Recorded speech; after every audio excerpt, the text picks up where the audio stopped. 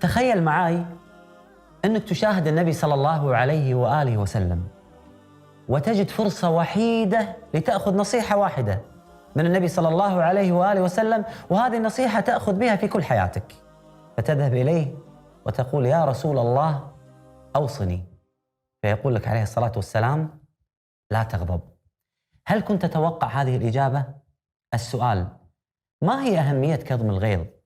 وهل تعلم أن العلم الحديث وكل الأطباء يقولون أن آلاف المشاكل النفسية والجسدية سببها الغضب؟ هذا هو بحثنا اليوم في برنامج فسيروا. فسيروا في مناكبها وسيروا نحو خالقها. فسيروا في مناكبها وسيروا نحو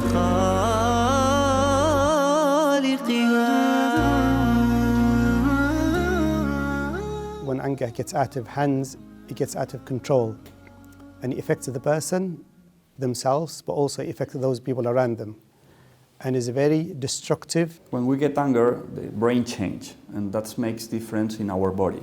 The first thing that we experience is a problem in frontal lobe that decrease the stimuli. This shows the difference between when we get anger and we are commandment.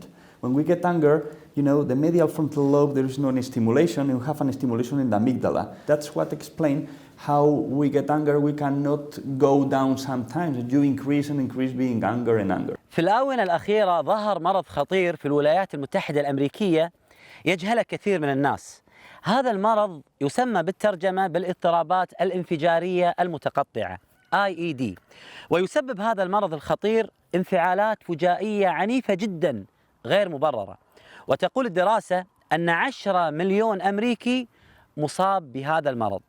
وفي دراسة أخرى تقول الدكتورة باتريشيا تشانج أن الشباب المصابين بهذا المرض، مرض الغضب، هم أكثر عرضة للسكتات القلبية بغيرهم من الشباب الهادئين، حتى ولو أنهم ينحدرون إلى عوائل تخلو من أمراض القلب، والنسبة تصل تقريبا إلى 5 أضعاف. Bir stres yaşar ve ruhsal gerilim yaşar ve daha fazla öfkelenir. Kişinin izni olmaksızın sınırı ihlal edildiğinde kişi öfkelenir. Örneğin toplu taşıma araçlarında. Niye kavga çıkar özellikle? Çünkü sınırlar sürekli ihlal edilmiştir. Sınır ihlali, yani bir alan, mahremiyet alanı olmadığı için kişi o sırada öfkelenebilir. عرضنا مشهد عنيف لرجل غاضب جدا وفقد السيطرة على نفسه.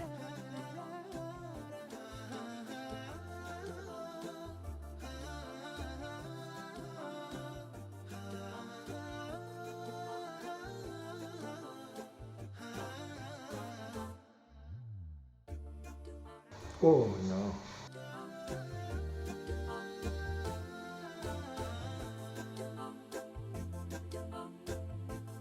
It's crazy.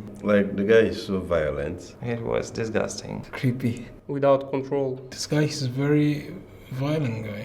Ridiculous. Violence. Overreaction. He was a crazy man. Terrible. If I'm judge, I'll give him a punishment. Forgive now. Then I won't forgive him. Should have a punishment. He doesn't have any right. Absolutely for a punish. Give him a really, really good and big sentence, you know, to go to jail. Definitely punish. He has to be punished. Punishment, yes. Very, very good punishment. I'm really feeling sadness. Because he has to control his anger. Anger. You can be angry, but you cannot act like this. لا يوجد إنسان على الإطلاق يحب مظهره وشكله في لحظة الغضب، وكل هذه الردود اللي شاهدناها صدمة واستغراب. كيف إنسان عاقل يفقد السيطرة على نفسه؟ هذا بالضبط هو حالنا عندما نغضب. And that's made some difference in our body. First, there is a sympathetic reaction. That means that we have a tachycardia, the heartbeat is faster. We also have sweat, okay? We have to sweat all around. And the pupilla get increased, that we could call mydriasis. This is the typical reaction. So these get nervous. We are prepared to have a fight. You know, when you're angry, you poison yourself. Because when you're angry, you lose sense of perspective, you lose control, and then your emotions, you find it difficult to deal with them because the rage becomes the controlling factor, and it's very difficult to repair the damage when the damage is already caused so much to yourself, but also to other people around you.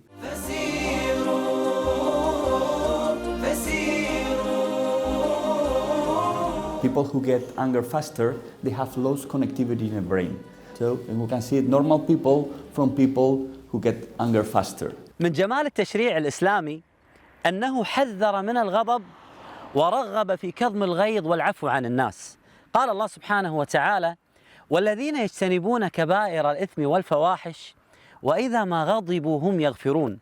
وقال الله سبحانه وتعالى في هذه الآية العظيمة عن صفات المتقين: الذين ينفقون في السراء والضراء والكاظمين الغيظ والعافين عن الناس والله يحب المحسنين. أذكر قصة جميلة حصلت عن عمر بن الخطاب رضي الله عنه وأرضاه. يوم من الأيام أخطأ خادم عمر بن الخطاب رضي الله عنه وأرضاه فغضب، فأراد أن يضرب في العصا، فتدارك هذا الخادم فقال: يا عمر والكاظمين الغيظ. فتأمل عمر بن الخطاب هذه الآية فتوقف عندها فقال: كظمت غيظي. قال: والعافين عن الناس. قال: عفوت عنك. قال: والله يحب المحسنين. قال: اذهب فأنت الآن حر لوجه الله سبحانه وتعالى. واسمع هذا الحديث الرائع للنبي صلى الله عليه وسلم يقول عليه الصلاة والسلام: من كظم غيظا وهو قادر على أن ينفذه دعاه الله سبحانه وتعالى على رؤوس الخلائق يوم القيامة يخيره من الحور العين ما شاء. اللهم لك الحمد على نعمة التشريع الإسلامي. We can control anger. That's a very interesting thing because we have different from monkeys, for instance, is our frontal lobe. Frontal lobe in human being is huge. It's really huge. It's bigger than other species. It's very important to learn what anger is and then to learn the strategies to cope with it and to manage it in the right way. Bunu kontrol etmek için gevşeme egzersizleri yapabilir kişi. Ama bunu öfkelendiği anda değil, yaşamına bir ritüel olarak koyması gerekir. وصية عظيمة وجميلة من نبي الرحمة صلى الله عليه وآله وسلم إلى كل البشرية عن هذا الموضوع المهم وهو الغضب. جاء رجل إلى النبي صلى الله عليه وآله وسلم فقال: يا رسول الله أوصني. تخيلوا معي، يريد وصية من النبي عليه الصلاة والسلام، فرصة. فقال له عليه الصلاة والسلام: لا تغضب. فاستغرب هذا الرجل فقال: يا رسول الله أوصني. فقال: لا تغضب. فقال: يا رسول الله أوصني. قال: لا تغضب. فكررها مرارا وتكرارا لأهمية هذا الموضوع. البعض يعتقد أن العفو عن الناس وكظم الغيظ من ضعف الشخصية، وأن الأعصاب والشدة هي هيبة أمام الناس، والنبي عليه الصلاة والسلام قال عكس هذا الكلام تماما. يقول عليه الصلاة والسلام: ليس الشديد بالسرعة، إنما الشديد الذي يملك نفسه عند الغضب. السيطرة على الغضب أصعب بكثير من الغضب نفسه. لذلك أقول لكم كما قال النبي عليه الصلاة والسلام: لا تغضب. Statistics say that most people who are in prison are as a result of anger because they commit an act when they are angry, and as a result then the law deals with them and they are imprisoned.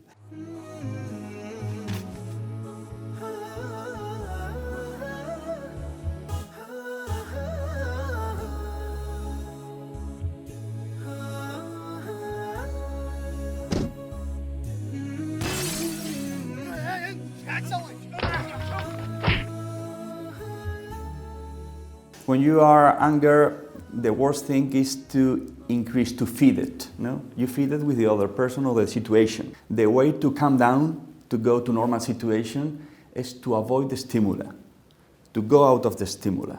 What does it mean? For instance, if we have a discussion, it's to go outside. To every problem, there's always a solution. What solutions you can use to help you to manage your anger. I think in terms of anger, is just to realize that anger is like any human emotions. And when we feel it, we should not feel embarrassed to ask for help, because help is available. قام مجموعة من أطباء القلب في جامعة تكساس بعمل دراسة على 160 مراهق لمدة 3 سنوات.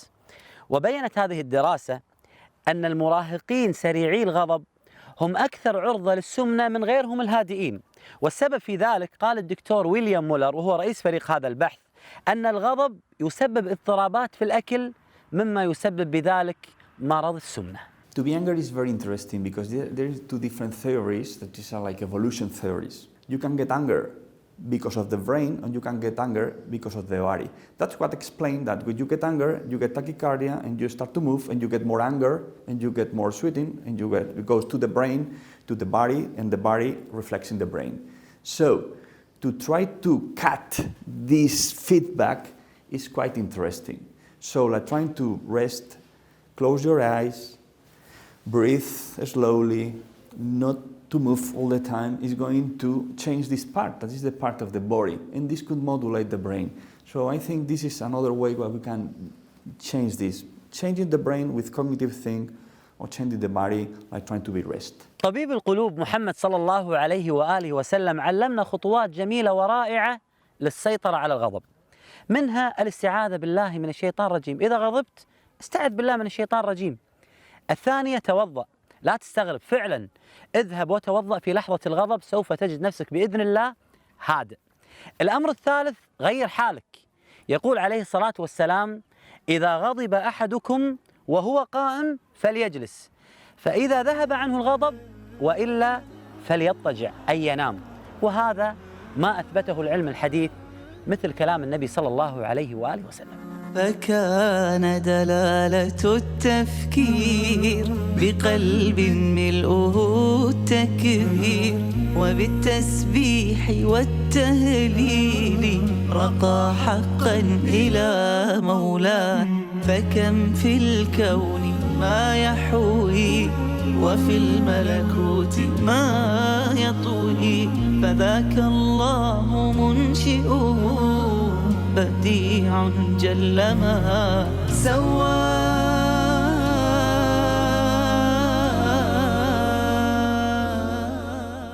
إن الله رفيق يحب الرفق في الأمر كله، وهذا ما قاله النبي صلى الله عليه وآله وسلم. فالله سبحانه وتعالى يحب الرفق والحلم وهما عكس الغضب. وكل ما يحدث بيننا اليوم من مشاحنات وغضب كل هذا من الشيطان، وهو من أحب الأعمال إلى الشيطان. فأيهما تختار؟ ما يحبه الله سبحانه وتعالى أو ما يحبه الشيطان؟ سبحان الله، الله عز وجل أودع سر في الحلم والعفو إذا أخطأ في حقك إنسان في هذه الآية العظيمة في سورة فصلت. يقول الله سبحانه وتعالى: ولا تستوي الحسنة ولا السيئة ادفع بالتي هي أحسن فإذا الذي بينك وبينه عداوة كأنه ولي حميم وما يلقاها إلا الذين صبروا وما يلقاها إلا ذو حظ عظيم. هو الرحمن أكرمنا وبالتفكير أمتعنا، بعقل فيه ميزنا وتلكم نعمة مزدى. رسول الله آواه بذاك الغار أعلاه، وظل بقرب مولاه، فسبحان الذي أهداه.